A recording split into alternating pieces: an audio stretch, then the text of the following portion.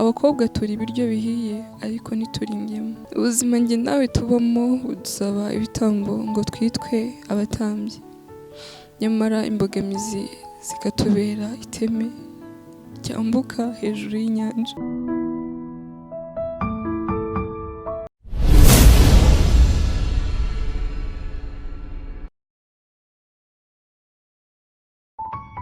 Nyemerera unege amatwi ngusangize inkuru yanjye y'agahinda natewe n'uwitwa papa, nako umugabo wa mama.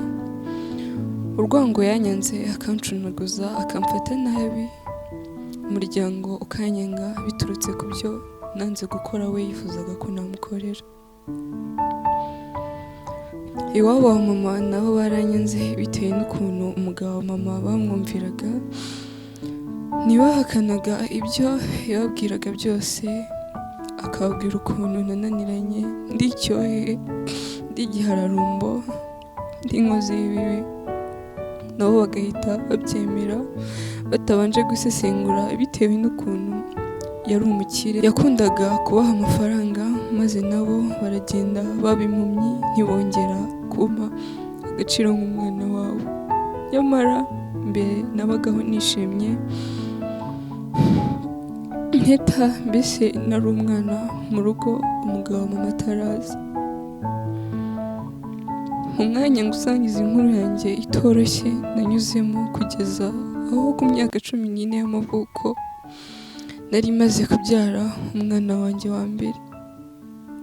Noneho bibaye induru, ari naho inkovu yanjye yari yatangiye kuba igisebe.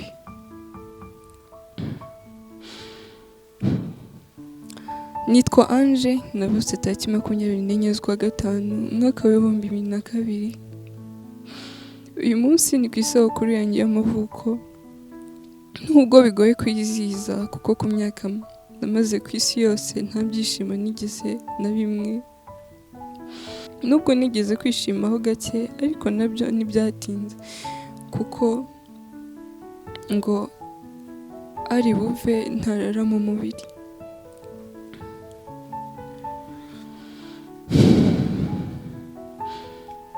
Ubwo nari mfite imyaka 10, papa wanjye yaje kwitaba Imana azize urupfu rutunguranye. Ubwo benshi numvaga bavuga ko yarozwe. Ubwo yari amaze gupfa nibwo natangiye guhangayika, uburushyi butangiye gutyo, gucunaguzwa n'urwango bimbera ibyo kurya bya buri munsi.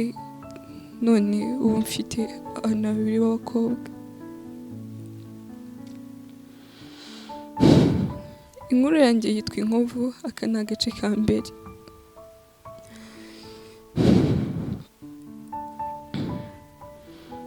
Niba wifuza kumenya byinshi ku buzima bwanjye, kora subscribe, like, comment na share kuri Wisdom TV.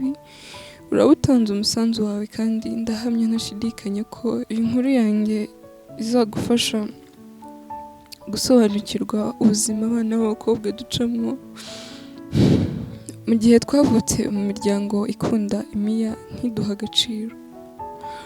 Ubuzima njye nawe tubamo budusaba ibitambo ngo twitwe abatambyi, nyamara imbogamizi zikatubera iteme ryambuka hejuru y'inyanja yuzuye ingona n'ibifi binini bishonje.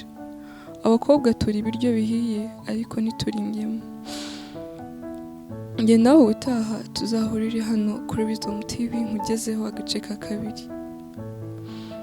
Ndagukunda.